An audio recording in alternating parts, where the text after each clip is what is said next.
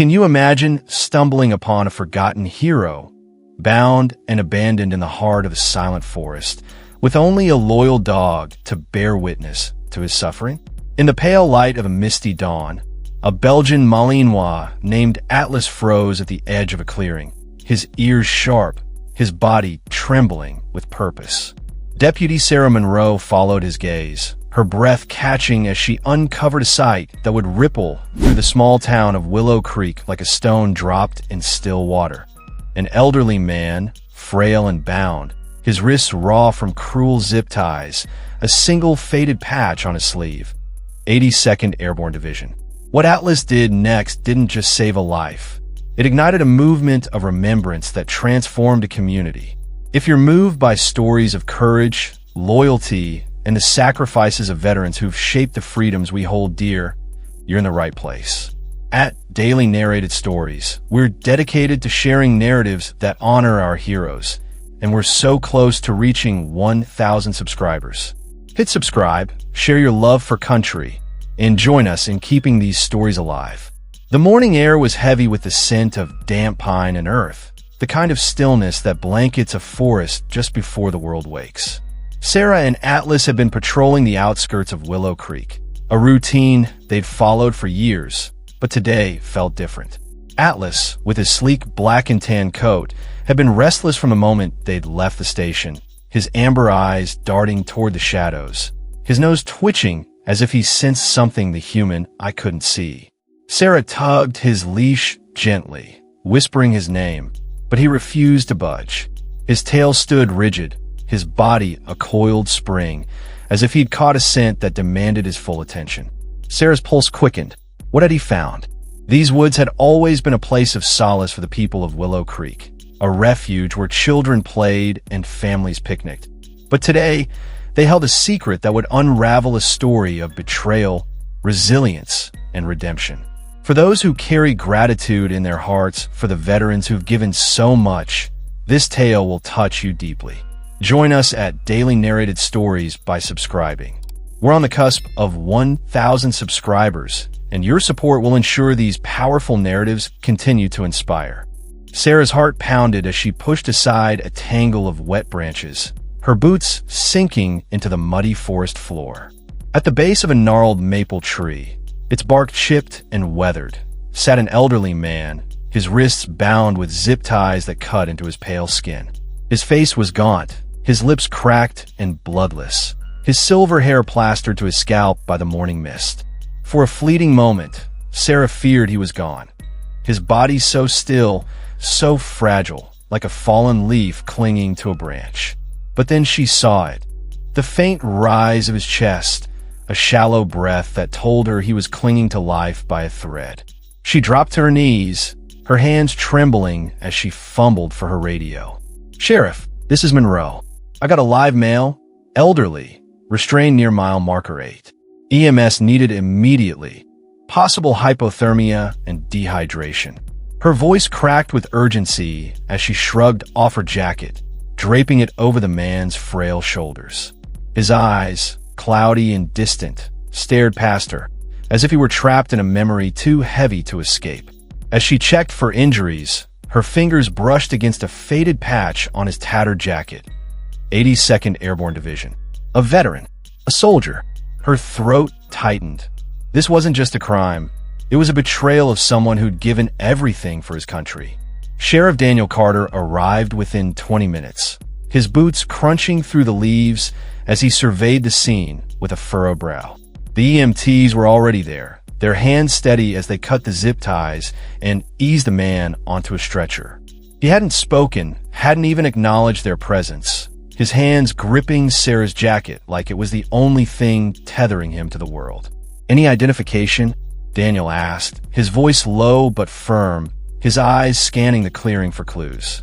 Sarah shook her head, her gaze still fixed on the spot where the man had been. "Nothing. No wallet, no papers, just this." She handed him the patch, its stitching worn but unmistakable. Daniel turned it over in his calloused hands, his jaw tightening as he traced the embroidered emblem with his thumb. Atlas sat nearby, his gaze unwavering, his body a statue of quiet resolve. There was something in the dog's posture, a refusal to let this moment slip away, that made Sarah shiver.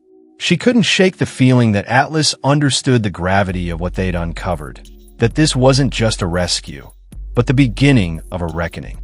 By mid-morning, whispers had spread through Willow Creek like wildfire, the kind of gossip that travels faster than the wind. The EMTs hadn't even reached the edge of town before the rumors began. They found an old man in the woods, tied up like an animal. Some claimed he was a drifter, others insisted he wore a military jacket. By the time Daniel returned to the station, a small crowd had gathered outside. Locals, a few reporters, their voices a low hum of curiosity and concern. He waved them off with a stern hand. "No statement until we know who he is," he said, his tone leaving no room for argument. Inside, Sarah poured herself a cup of bitter coffee, her hands still unsteady as she replayed the morning in her mind. She couldn't stop picturing the man's eyes, how they seemed to look through her, as if he were caught between life and a haunting past.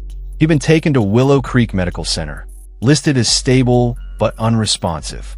No ID, just the patch, a few bruises, and a story that no one in town seemed to know.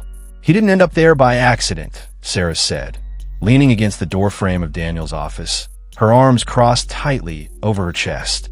Her voice was thick with conviction, her brow furrowed with worry. Someone did this to him. It was deliberate. Daniel nodded, his expression grim, the lines on his face deepening as he considered her words. He'd seen enough in his years as sheriff to know she was right. Willow Creek was a small town, the kind where everyone knew everyone else's business. Yet no one recognized this man. It didn't sit right. Out in the kennel behind the station, Atlas paced restlessly, his ears pricked as if waiting for a command that hadn't come. Every time the door creaked open, he turned toward the woods, his body taut with purpose. "He wants to go back," Sarah said, glancing at Daniel, her voice tinged with unease. The sheriff met her gaze, his eyes sharp with determination. "Then let him." It was a young nurse named Emily who first noticed the tattoo, her gentle hands cleaning the man's wrists as she prepared him for N4. Hidden beneath a layer of grime was a small, faded mark, a date followed by a name, James Carter. She passed the information to the doctor, who relayed it to the charge nurse, who called the station. Within the hour, Daniel was standing in room 108 of Willow Creek Medical Center, a plastic chair pulled up beside the man's bed. James lay still, and 4 lines snaking from his arm, a purple bruise blooming across his temple like a storm cloud. Scratches marred his forearms, as if he'd been dragged through the underbrush, each mark a silent testament to his suffering. Daniel's voice was soft but steady as he spoke, his hands clasped tightly in his lap. "I don't know if you can hear me, James, but I'm going to talk like you can." He paused, gathering his thoughts, the weight of the moment pressing down on him. "Your name is James Carter. No relation to me, but a name that carries weight. Army, 82nd Airborne, retired staff sergeant.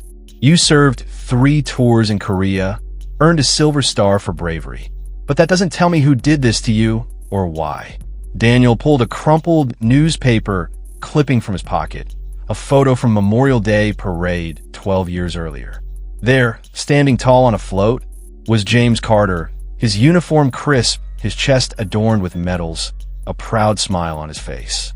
Back then, he'd been a pillar of the community, a man Willow Creek admired. The clipping listed an address, a modest cabin on Willow Lane. Daniel sent Sarah to investigate, hoping it might hold answers. The cabin was still standing, but barely, its white paint flaked away, exposing raw wood beneath. The windows were boarded up, the mailbox rusted and leaning as if it hadn't been touched in years. Inside, the air was heavy with dust, the furniture sparse and broken. A single photo frame lay on the floor, its glass shattered, the picture missing. In the corner, a walking stick lay snapped in 2, as if someone had left in a violent hurry. Sarah's stomach churned. This wasn't just abandonment. It was erasure. She stood in the doorway, her hands clenched into fists, the silence of the cabin pressing against her like a physical weight. Who could do this to a man who'd given so much? Back at the hospital, James stirred for the first time, his eyes fluttering open just long enough to meet Daniel's gaze. His voice was a hoarse whisper, barely audible over the steady beep of the monitors, each word a struggle. "Did Atlas find me?" Daniel's chest tightened, a lump forming in his throat as he nodded, his voice thick with emotion. "He did, James. He brought us right to you." The next morning, Daniel took Atlas back to the woods, the dog's energy electric as he leapt from the cruiser, his paws kicking up leaves in his haste. The forest was bathed in golden light, the shadows less menacing than they'd been the day before, but the silence remained heavy, as if the trees themselves were holding their breath. The maple tree where James had been found stood as a somber monument, a circle of disturbed earth marking the spot like a scar. Atlas circled the area, his nose low to the ground, then suddenly darted west, his body a blur of motion as he ran through the underbrush. Daniel followed, his heart racing as he pushed through the tangled branches, his breath coming in sharp bursts. What was Atlas chasing? The question gnawed at him, a thread of fear weaving through his determination. What if they were too late to uncover the truth? 50 yards deeper into the forest, Atlas stopped abruptly, his body rigid, his tail stiff. Daniel caught up, his breath ragged, and froze as he heard a faint rustling in the bushes nearby. His hand instinctively went to his holster, his eyes scanning the shadows for movement. Was someone watching them? The thought sent a chill down his spine, but the woods remained silent, the rustling fading into the whisper of the wind. Shaking off his unease, Daniel knelt beside Atlas and saw it.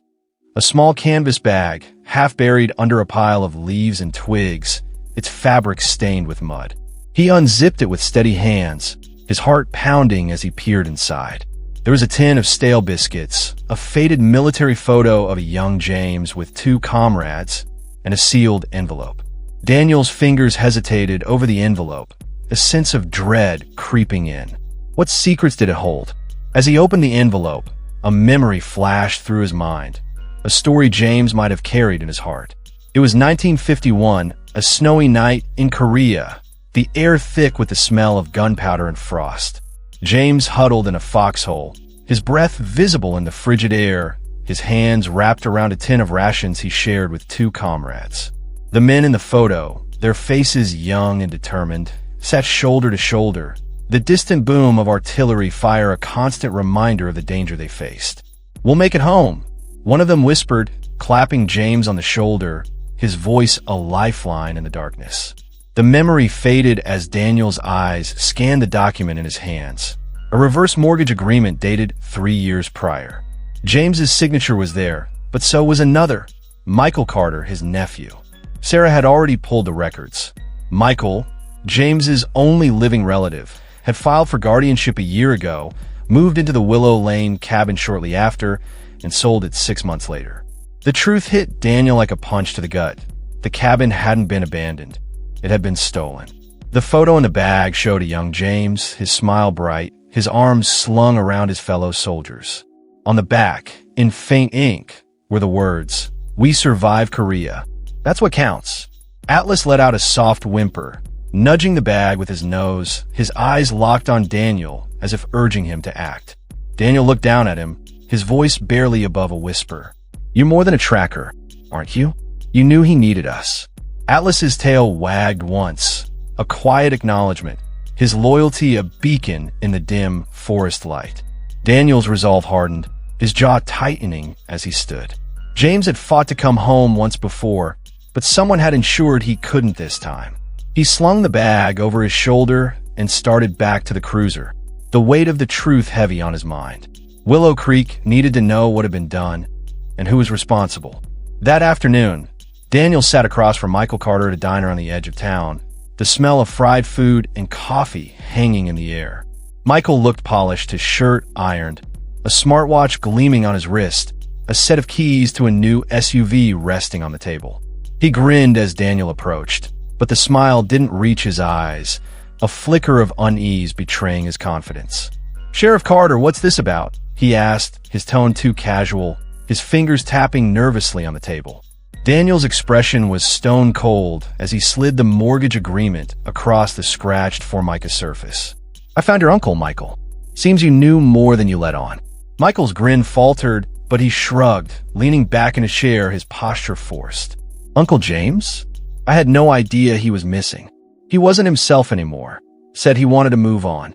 Daniel's voice was sharp, cutting through the lie like a knife. "Did he also ask to be tied to a tree and left to die?" Michael's face twitched, his composure cracking, his eyes darting to the side as if searching for an escape. "You sold his cabin, took guardianship, but you overlooked something," Daniel continued, his eyes boring into Michael's, his voice steady but laced with a quiet fury. "A man like James Carter doesn't vanish without leaving a legacy, and he left one with Atlas." He tapped the photo from the bag, his voice rising slightly, each word a condemnation. "Did you ever, sir, Michael?" Michael scoffed, his tone dripping with disdain, his lip curling in a sneer. "No, and I never saw the point." Daniel didn't flinch, his gaze unwavering. "James did. 3 tours, saved lives, built that cabin with his own hands. You stripped him of everything and left him to rot. You didn't just steal from a man. You stole from a soldier from this town." Michael grabbed the envelope, his voice rising, a desperate edge creeping in. "You can't prove anything." Daniel stood, his presence commanding, his shadow falling across the table. "Maybe not in court, but I've got a dozen veterans out there who knew James, who remember him. And by tonight, this town will know what you did." Michael's eyes darted to the window, where a group of men in leather jackets stood across the street, their motorcycles gleaming in the sunlight. They didn't shout or hold signs. They just watched, their silence more threatening than any words, their presence a quiet storm waiting to break. "What do you want?" Michael asked, his voice tight, his hands gripping the edge of the table. Daniel's tone was calm, but unyielding, each word deliberate. "You'll return every cent. You'll sign the cabin back to James. And you'll do it quietly." Michael laughed, but it was hollow, a nervous sound that echoed in the nearly empty diner. "And if I don't?" Daniel nodded toward the window, his expression unreadable. "Then I'll let them have a word with you." The paperwork was finalized by Thursday. The cabin on Willow Lane returned to James's name. Michael didn't fight it.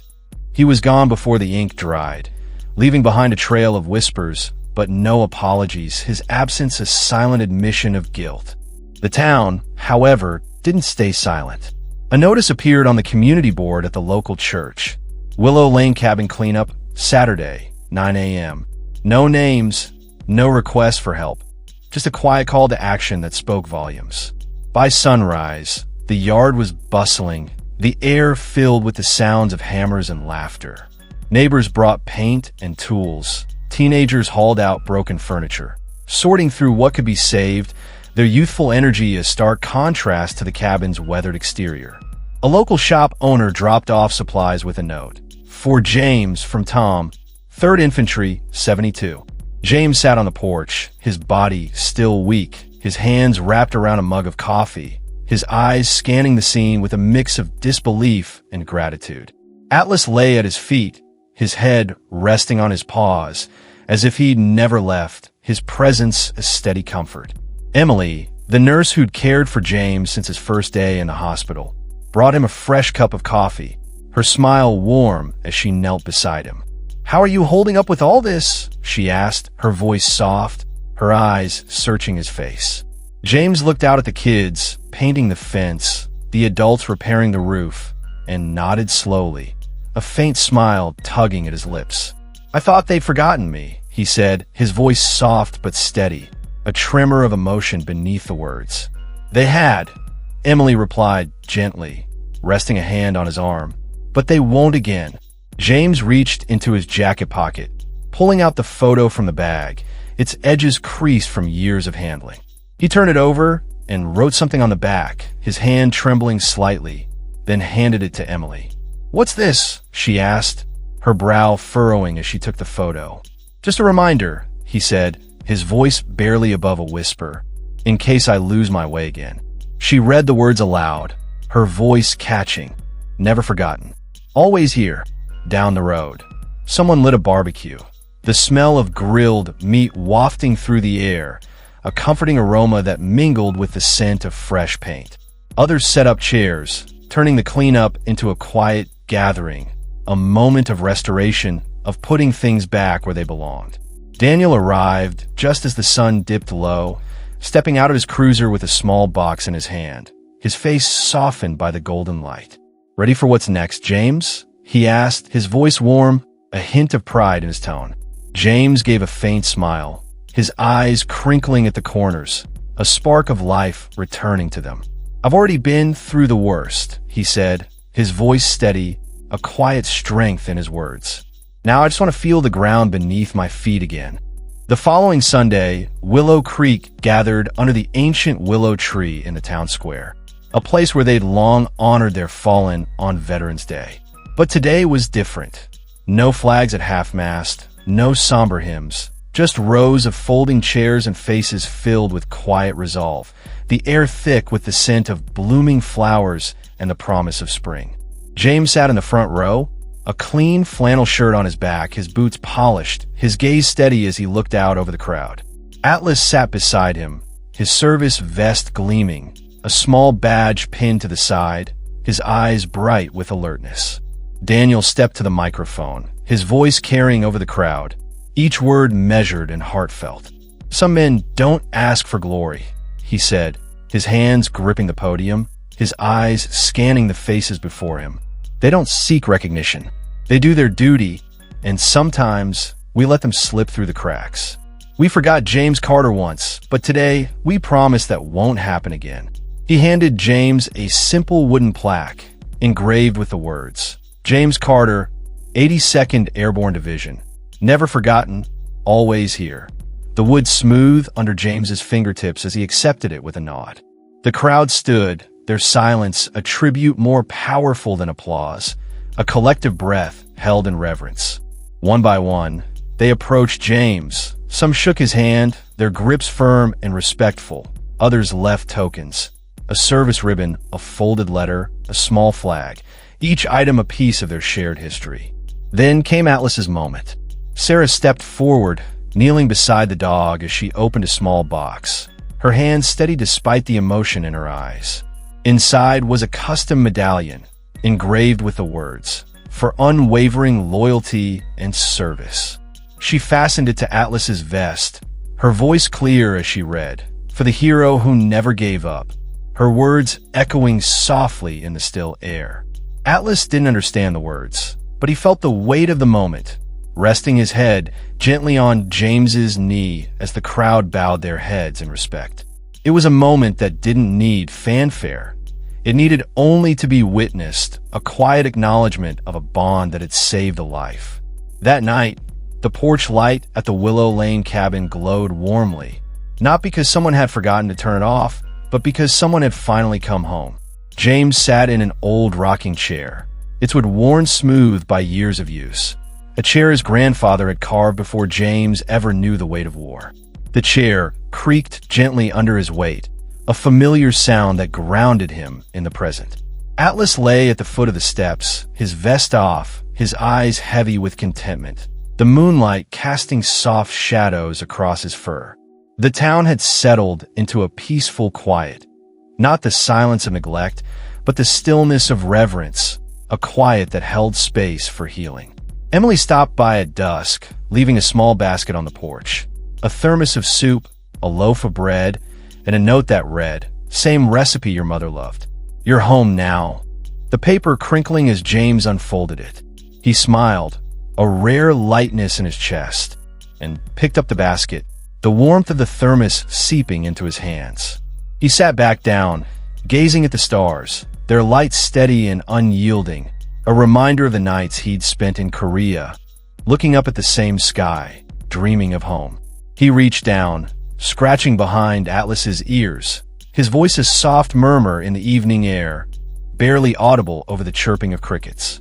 "You found me when I didn't even know I was lost," he said, his words heavy with gratitude, his eyes glistening with unshed tears. "That makes you the true hero here." Atlas thumped his tail once, then drifted into sleep, the sound of his breathing a quiet comfort, a steady rhythm that matched the beating of James's heart.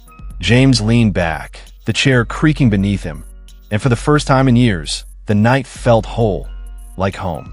At Daily Narrated Stories, we believe every hero deserves to be remembered, their sacrifices honored, their stories shared.